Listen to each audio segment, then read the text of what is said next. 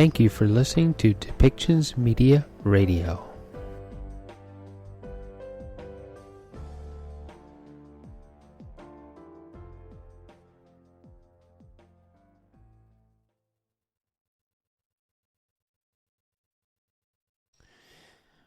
And welcome back to Depictions Media Radio. I am your host, Michael Clogs. And in this next segment, we're going to listen to a new program, a program to help the flooded agricultural areas of British Columbia recover. It has a price tag of $228 million. And it is both a provincial and federal program. We're going to hear from the federal Minister of Agriculture and Agri-Food, and we're also going to hear from the BC Minister of Agricultural, Food and Fisheries. And it is announced today as a Canada-BC flood recovery for food security program. Now, as we know, that areas of British Columbia and agricultural areas of British Columbia were hit very hard with fires and floods over the past few months, leading us out of 2021 into 2022. And the goal of this fund is actually to help those areas recover and help them rebuild their farms, their homes, and help them return to production so that food supplies can be restored.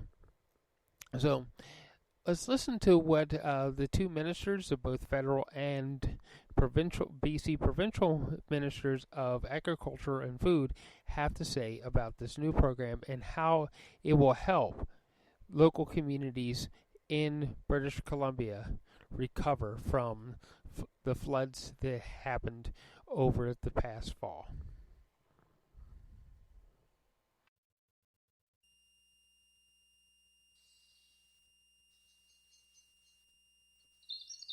And welcome to today's availability. A reminder to media on the line, please press star 1 to enter the queue. You will be limited to one question and one follow-up. With that, I will hand it over to Minister of Agriculture, Food and Fisheries, Lana Popham. Thank you and good afternoon. Greetings from the territories of the Lekwungen-speaking peoples of the Esquimalt and the Songhees First Nations. The past few months have been incredibly difficult for people and communities affected by flooding and the landslides in British Columbia. To remind everybody of the impact of this disaster and what it had on farmers, at the worst of it, there were over 1,100 farms under evacuation order or alert and 15,000 hectares of farmland impacted. Our dairy, poultry, beef, and hog farms experienced serious losses of animals and infrastructure. And more than 7,500 tons of field vegetables were lost, as well as damages to many other crops, including berries, grains, plants, and nurseries. The flooding and landslides resulted in the largest ever agricultural disaster in BC's history, and arguably one of the worst years ever for farming in our province. The flooding followed the unprecedented challenges of a multi-year global pandemic and destructive climate change-related weather events, including wildfires, drought, and heat waves. But despite these challenges, BC farmers demonstrated a resilience and a commitment to recover that inspired all of us. And their spirit demonstrates the need that we have, the responsibility that we have to help farmers and our food system recover. The BC government has been working with our federal counterparts and local leaders to help our province build back better, and this announcement is part of that. I would like to take this opportunity to thank my federal colleague, Minister Bibeau, for visiting BC and for touring in December, and for all the hard work and effort that was required to develop this joint response to help BC farmers in their recovery. From the Sumas Prairie in Abbotsford to Merritt to Princeton, as the waters rose, losses were incurred and farmers' hearts were broken. We're responding today with a program that delivers the greatest amount of financial support of its kind in BC's history. With $228 million in provincial and federal funding, we're helping farmers get their businesses back on track, as well as supporting our food security and our food economy. The funding will cover expenses in 4 main areas that are not covered by existing government programs or private insurance. The first category is returning flood-impacted land and buildings to a safe environment for agricultural production. The second is the loss of perennial plants not raised for resale, like blueberry plants. Other categories include expenses relating to the repair of uninsurable farm infrastructure and costs for animal welfare, such as replacement feed, livestock transportation, and veterinary care. This program wouldn't have been made possible without the input and support of many BC farmers and farming organizations. We worked with them at each step of the way to make sure this response will work for farmers in combination with our crop insurance and income protection programs. They have told us that this will help them get back on track. During our meetings and phone calls, myself, Minister Bibeau, and many government employees heard from every sector that experienced severe losses. Developing a comprehensive response that would work for all of them was complicated, but together we feel that we have landed in a good place.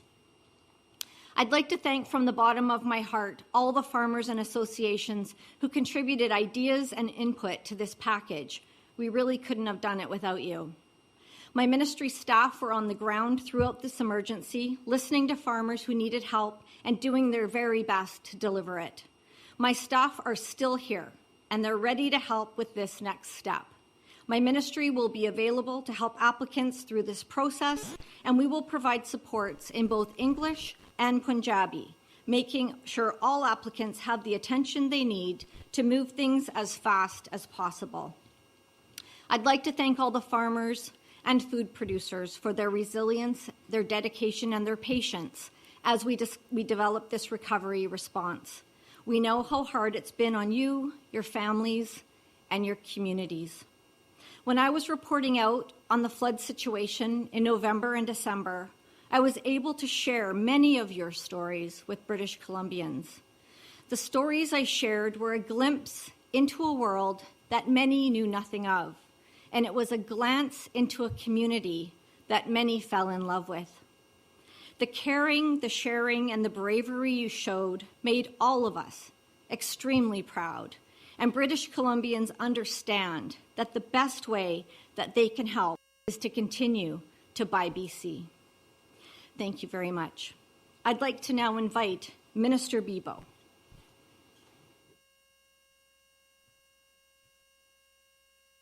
Thank you, Lana, and I really want to sincerely thank you. I know how hard you've worked on this, and we finally got there. The analysis of all of this was incredible, and you were very close to your farmers, and it was a pleasure working with you, and we'll continue to do so.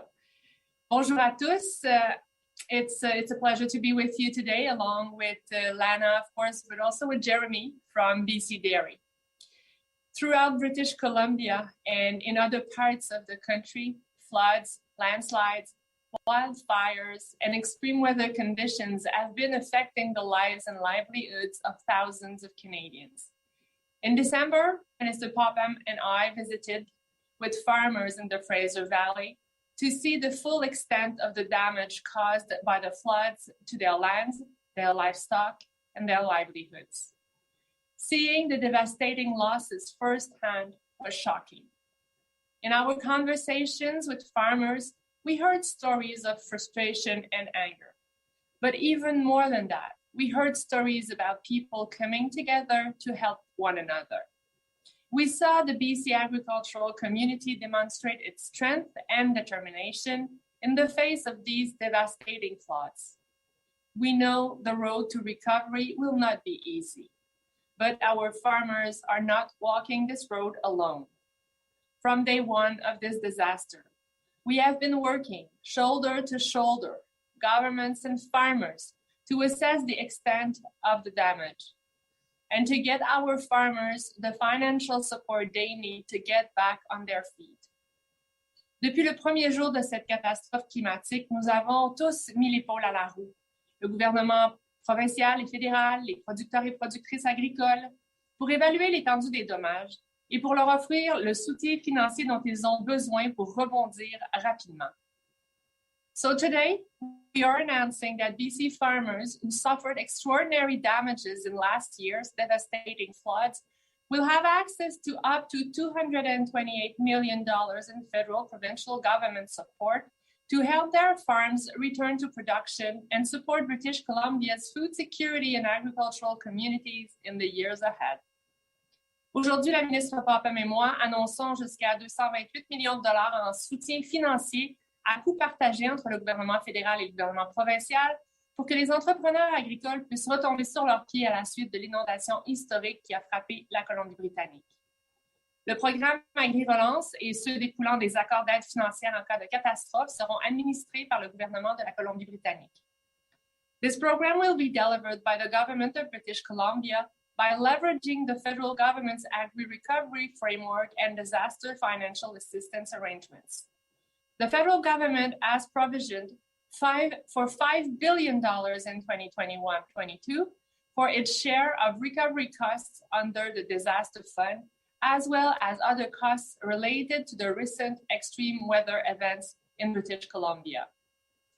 The funding we are announcing today will help farmers with expenses such as cleanup, repair, and restoration of lands, barns, fences, and other infrastructure, animal welfare, including replacement feed and veterinary care, and assistance to help restore perennial plants. I also urge producers to sign up for the Agri-Stability Program, which can help them cover severe drops in farm income in situations like this. Farmers can sign up late for the 2021 program so they can still take advantage of the income support. And producers can now apply for up to 75% of their expected payment under Agri-Stability with funds available in a matter of weeks. Insured producers can also make claims under agri-insurance, which insures crops against losses due to weather. I urge producers to make full use of all the tools available. That includes resources for mental health. Recently, the federal government launched Pocket Well, a new online resource that allows access to free and confidential sessions with mental health professionals for Canadians from their phones. This new tool is one of the many ways people across the country can access online mental health resources and track aspects of their mental well-being. Beyond immediate aid to recover from this crisis, we will continue to invest to help farmers to strengthen their resilience to climate change. Farmers are on the front lines of climate change. This year, farmers have faced not only floods, but also wildfires and extreme heat, not to mention the ongoing pandemic. Les agricultrices et les agriculteurs sont les premiers à subir les effets dévastateurs des changements climatiques. Cette année, ils ont subi non seulement des inondations, mais aussi des feux de forêt, de la chaleur extrême en Colombie-Britannique. En plus d'offrir aux productrices et producteurs agricoles de la Colombie-Britannique une aide immédiate pour se relever de la crise, nous allons continuer d'investir pour les aider à devenir plus résilients face au changement climatique, sans parler de la pandémie qui perdure. We will continue to be there for farmers in British Columbia. Last summer, Minister Popham and I announced payments under Agri-Recovery of up to $20 million to help farmers affected by drought and wildfires. And our government will continue to invest to help farmers build on the great work they are doing to protect our environment for generations to come. Over the next 10 years, the Government of Canada will invest over $500 million to help Canadian farmers adopt sustainable practices and clean technologies. So thank you again, Minister Popham, for your ongoing collaboration to help support our farmers as they rebuild from the destruction. And to the producers in BC, all Canadians stand with you. Together, we will ensure the agriculture sector bounces back from this crisis stronger than ever. Today is an important first step on that road. And know that we will walk with you every step of the way to help you build back. Thank you. Merci. Bibeau. I think we're ready for questions now. Oh, sorry. We do have Jeremy Dunn from BC Dairy, who's also waiting to speak, and I'm very grateful he joined us today. Well, thank you, Minister Popham and Minister Bibeau, for the opportunity to be here today to express how important these recovery funds are for our dairy farmers. The flooding in November was unlike anything any of us had ever seen before. And when the waters receded in December, the mess left behind has been immense. 65 dairy farms were directly affected. That's 65 families displaced from their homes with their businesses interrupted. Our farmers' first concern was for their animals and ensuring their care. Second was cleaning up and rebuilding. That work continues today, and the announcement of the Canada-BC Flood Recovery Program for food security is welcome news. Farmers are used to being the ones who help, who provide for others. I know they're thankful for what's being provided, but really want to get cleaned up, rebuilt, and back to work. On behalf of our members, I thank both you ministers for your leadership, and to the staff within both Agriculture and Agri-Food Canada and the BC Ministry of Agriculture, Food and Fisheries.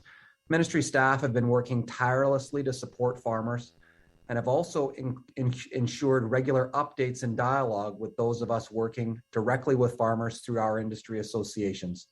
That engagement work has continued through developing this recovery package. I can't thank the ministry staff enough for the time and care and attention they've put on this for the last many months, and I know will going forward. Finally, we look forward to working with both you ministers and the staff within your ministry to support our farmers in the weeks and months ahead. We know that recovery will be challenging, but we do know our farmers are committed to helping to feed British Columbians and moving forward. Thank you very much for having me here today, and thank you for announcing this package. Thank you, Jeremy. You've been an amazing leader in a time of crisis. Prepared to take your questions. A reminder to reporters on the line, please press *1 to enter the queue. You'll be limited to one question and one follow-up. Our first question today comes from Justine Hunter, Globe and Mail. Hi, thank you. Minister Popham, can you give me an idea of the total losses to the agriculture sector from the November storm? So farm income, productive assets, what is the overall damage? We have been getting estimates. We've been working with private insurance companies and having assessors out, and we believe that it is about $285 million. Have a follow-up, Justine. Yeah, thank you. Can you tell me how much aid has been delivered to farmers so far and how long it will take to actually get that $228 million in aid into the hands of farmers and ranchers? Ad hoc programs developed from the beginning of the floods, and so there has been money dispersed that way, but we really need to have the portal opened, which opened today for this particular program, to get more and more substantial money moving. But I might ask Jeremy to comment on the program that was for feed from a dairy perspective. Thank you, Minister. The ministry made available $1 million for feed suppliers for dairy feed, and over that amount for the poultry sector. Those funds are flowing into the sector now. That money was made available immediately. It was critically important to keep the costs of feed ingredients down for our dairy farmers and other farmers that were impacted right away. And thank you, Minister, and to your staff for having those funds flow right away. It was critically important in that immediate time of need to have that. Question goes to Lisa Yusta, City News. Hi there. I'm just wondering, and perhaps Minister Popham, you could talk about this. So for farmers who are out there listening to this, how do they get this money? How do they apply for these things that aren't covered for their insurance? What is the process like, and how quickly will it be till this money gets in their pockets? Thank you. So we're making it as easy as we can for farmers to get into the system and get their applications going. Some farmers have applied for a DFAA program. We know that there's about, I think, 120 farms that have done that. That information was transferred to my ministry last week, and so the folks that have already applied for DFA will be getting calls over the next couple days from my staff. For farmers who have not applied that way, the portal will be open. You can go directly onto it today, giving some basic information, and then my staff will work one-on-one with each particular farm to make sure that they're getting the money out as soon as possible. But we know that we've been preparing for this moment in the ministry. We know farmers need support as quickly as possible, and so we actually have over 20 people on standby to start moving those applications now. Lisa, do you have a follow-up? Yes, and I think you told Justine there's $285 million was the loss. This is $228 million. What kind of, and 1,100 farms, so I'm just wondering, like, per farm, is there a certain amount they can expect to get? How quickly will this $228 million go out? Is it over a couple of months, or is this over a year kind of period? So two questions that I'm putting in there. How long will it take for the $228 million to be dispensed out? And sort of what ballpark is each farm looking at that they might receive? So that's a complicated answer, but I'm going to give you my best shot. So there are, every farm is going to be treated differently because every farm has its own circumstances. And so to be able to give a number on averages per farm, we don't have that information yet. But we also know that there are some very desperate situations right now and farmers need cash now. And so we're going to be able to give interim payments quickly and get that cash into their pockets so that they can start buying things like electrical supplies, etc. I do know that this has been a very trying time, and so with that in mind, we're looking at the serious cases in front of us and making sure that those checks roll out ASAP. For the next question, we go to Grace Kennedy, Fraser Valley Current. Hi, thanks so much for taking my questions. The first one I have is one of the things for this money is to go towards repairing land. So I wanted to see what we know about the contamination of the soil on Sumas Prairie, and if there are any plans for governments to get involved with remediation of the soil if that's necessary. Thank you for the question. So we have started the assessments on the soils. We do know that there is some instances of contamination, and this recovery package will include assistance for that remediation of that soil. Of course, as applications start rolling in over the next day or two, it'll allow for us to get our staff where needed to be right out on the ground and taking photos, taking samples of the soil that's in question and making sure we get a plan to remediate it in place. The thing is with agriculture is that BC is one of the first provinces to get growing. We have warmer climates here, and we have obviously sectors like dairy that are working every month of the year, but we have perennial crops that are in the ground that are starting to sprout. I think this warm weather over the last few days is pushing that, and so we want to make sure that farmers, they know where they're going this year and they know what they need to do, and we're going to be with them every step of the way. Grace, do you have a follow-up? I do, yeah, because one of the things we've looked at the current is sort of the American Floodway Plan, and I know Canada's a different beast with the agricultural land reserve and things like that in Sumas Prairie. But do you think maybe the province and the feds should be looking at restricting some sort of building in this area, particularly when it comes to livestock barns, given the amount of deaths that we saw during those disasters? Thank you for the question. I think that's part of a larger conversation. Farmers are still assessing what they want to do with their futures. And so we do have a federal government working group where we're discussing bigger issues like that. But maybe Minister Bibeau would also like to weigh in on that. It's a conversation that both the federal and provincial government would be thinking about. Well, not much to add. You're right, Lana. With our working group, with our other colleagues, we're looking at different issues more widely. And even at a certain point, the more local government might be also involved in such thinking about the occupation of the land. For the next question, we go to Peter Mitham, Country Life.